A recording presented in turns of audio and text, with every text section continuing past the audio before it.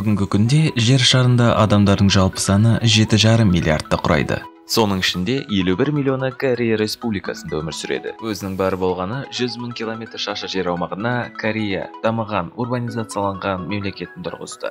Корея бізге нағыз технологиялық гиганттарды, әлемдегі ең бірінші адам тектес Хуба атты роботты, сонымен қатар бүкіл әлемдік селфи эпидемиясын ұйымдастырған болады. Егер де сен Кореяда дүниеге келсең, жастайыңнан саған оқудың барлық ауыртпалықтарына төзуіңе тура келетін еді.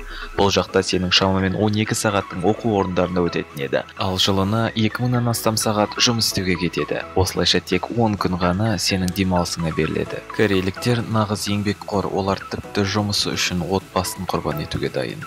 Сен кофеман боласың. Кореяда бұл жай ғана сусын емес, керісінше жұмыс мәдениетінің бір бөлігі. Сенің көзің нашар көруі мүмкін, себебі 90%-ға жуық корейліктер миопиядан зардап шегеді. Мұның барлығы гаджеттермен үнемі байланыста болуында. Мұнда тіпті үйсіз адамдардың смартфоны бар. Сенің сүйікті спортың бейсбол болатын еді. Бұл спорт Америкадан әкелінгеніне қарамастан, бүгінде ол корейліктер үшін дәстүрлі ойынға айналған. Бұдан бөлек, Оңтүстік Корея киберспортты дамыту бойынша көшбасшы орында. Киберспорт үлкен мемлекеттік қолдауға ие, атап айтқанда, білім беру бағдарламалары және әртүрлі турнирлерді өткізу. Сен өте ақылды болатын едің. Корейліктердің орташа IQ көрсеткіші 106-ны құрайды. Ол жерде әлемдегі ең жоғарғы IQ-ға ие болған адамдардың бірі Ким Унион тұрады. Ол тіпті бала кезінде тесттен 210 балды жинаған.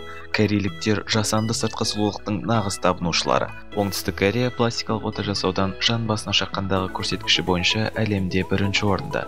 Осылайша корейліктер табиғатты сақтай отырып, зәулем ғимараттарды тұрғызатын өте ақылды және сұлу халық. Бүгінге осы достар, егер сендерге видео ұнаса, арнаға жазылуларыңызды сұраймын.